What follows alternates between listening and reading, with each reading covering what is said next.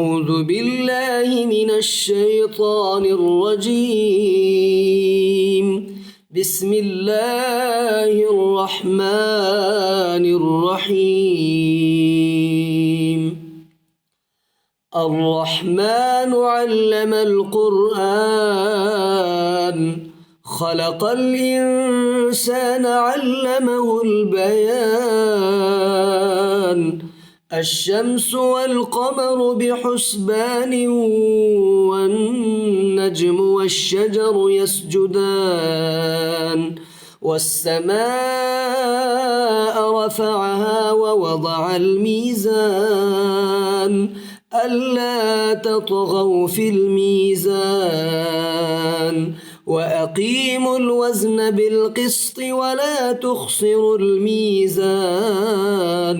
والأرض وضعها للأنام فيها فاكهة والنخل ذات الأكمام والحب ذو العصف والريحان فبأي آلاء ربكما تكذبان خلق الإنسان من صلصال كالفخار وخلق الجان من مارج من نار فبأي آلاء ربكما تكذبان رب المشرقين ورب المغربين فبأي آلاء ربكما تكذبان مرج البحرين يلتقيان بينهما برزخ لا يبغيان فبأي آلاء ربكما تكذبان يخرج منهما اللؤلؤ والمرجان فبأي آلاء ربكما تكذبان وله الجوار المنشآت في البحر كالأعلام فبأي آلاء ربكما تكذبان كل من عليها فان ويبقى وجه ربك ذو الجلال والإكرام فبأي آلاء ربكما تكذبان يسأله من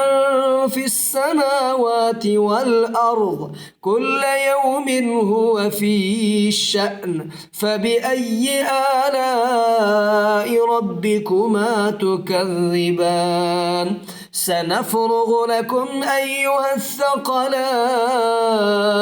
فبأي آلاء ربكما تكذبان يا معشر الجن والإنس إن استطعتم أن تنفذوا من أقطار السماوات والأرض فانفذوا لا تنفذون إلا بسلطان فبأي آلاء ربكما تكذبان يرسل عليكما شواظ من نار ونحاس فلا تنتصران فبأي آلاء ربكما تكذبان فإذا انشقت السماء فكانت وردة كالدهان فبأي آلاء ربكما تكذبان فيومئذ لا يسأل عن ذنبه إنس ولا جان فبأي آلاء ربكما تكذبان يعرف المجرمون بسيماهم فيؤخذ بالنواصي والأقدام فبأي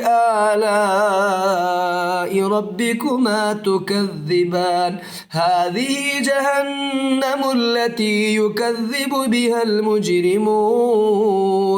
يطوفون بينها وبين حميم آن فبأي آلاء ربكما تكذبان ولمن خاف مقام ربه جنتان فبأي آلاء ربكما تكذبان ذواتا أفنان فبأي آلاء ربكما تكذبان فيهما عينان تجريان فبأي آلاء ربكما تكذبان فيهما من كل فاكهة زوجان فبأي آلاء ربكما تكذبان متكئين على فرش بطائنها من استبرق وجنى الجنتين دان فبأي آلاء ربكما تكذبان فيهن قاصرات الطرف لم يطمثهن إنس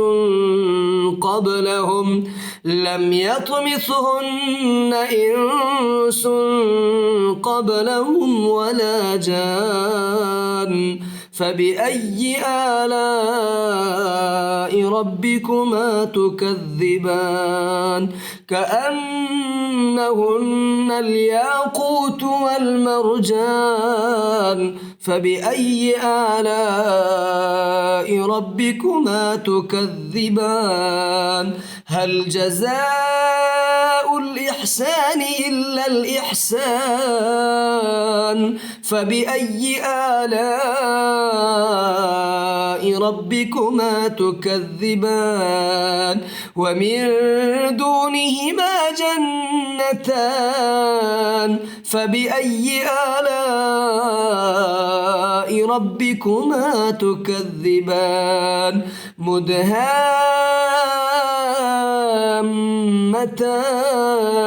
فبأي آلاء ربكما تكذبان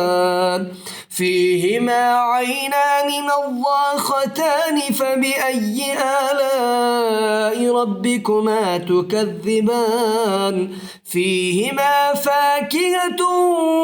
ونخل